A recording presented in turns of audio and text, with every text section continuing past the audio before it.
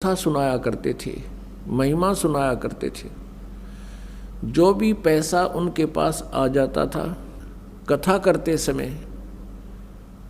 तो अधिकतर वो धर्म में लगाया करते थे। उनका कोई संतान नहीं थी। विवाह को लगभग 20-25 वर्ष हो गए थे, उनके कोई संतान नहीं थी, और संतान की चाह उनके हृदय में बहुत घनी थी।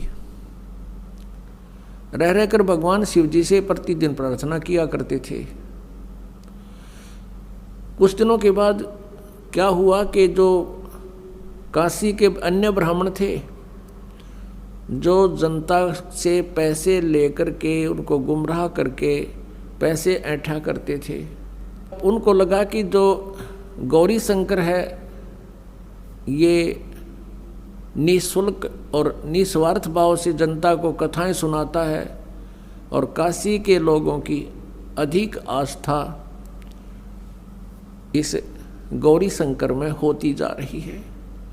इस कारण से वो ईर्ष्या किया करते थे, लोगों को कहा करते थे कि ये गलत है, ये झूठी कथाएं सुनाता है, उसमें बहुत से दोष निकालते थे।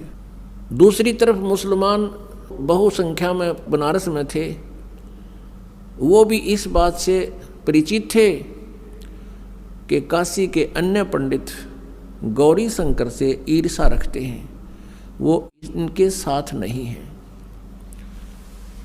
और हिंदू धर्म का अत्यधिक प्रचार बनारस में ये गौरी शंकर कर रहा है। ये शिवजी का पुजारी है। तो उन्होंने ऐसा अवसर देखा कि अब न तो हिंदू गुरु इसके साथ हैं, उन्होंने अपना जल उस गौरी शंकर के परिवार के पूरे घर में छिड़क दिया। मुसलमानों ने झूठा जल करके सारा छिड़क दिया और जबरदस्ती गौरी शंकर और उसकी पत्नी को पिला दिया। इस दृश्य को वो ईर्ष्या करने वाले अन्य ब्राह्मण देख रहे थे, उनको पता चला। उसी दिन से उन्होंने गौरी शंकर और सरस्वती जी को अपनी बरादरी से निकाल दिया और कह दिया कि ये मुसलमान बन गए हैं, इन्होंने झूठा पानी पी लिया है, जबकि उनको बाई फोर्स पिलाया गया था। अब ऐसी स्थिति में गौरी शंकर ने मुसलमान धर्म को स्वीकार कर लिया, क्योंकि हिंदुओं ने उनका बहुत विरोध कर दिया और गंगा में स्नान करना भी बंद करवा दिया कि अब ये मुसलमान हो गया, ब्राह्मण नहीं रहा, हिंदू नहीं रहा। अब गौरी शंकर का नाम बदलकर नीरू रख दिया मुसलमानों ने, और सरस्वती का नाम नियामत रख दिया, उसको नीमा कहने लगे, और नीरू का नाम नूर अली रख दिया, उसको नीरू कहने लगे।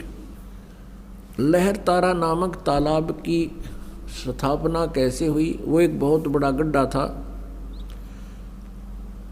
लगभग सैकड़ों एकड़ में झील थी, और गंगा का पानी लहरों के द्वारा ओवरटेक होकर, ओवरफ्लो होकर,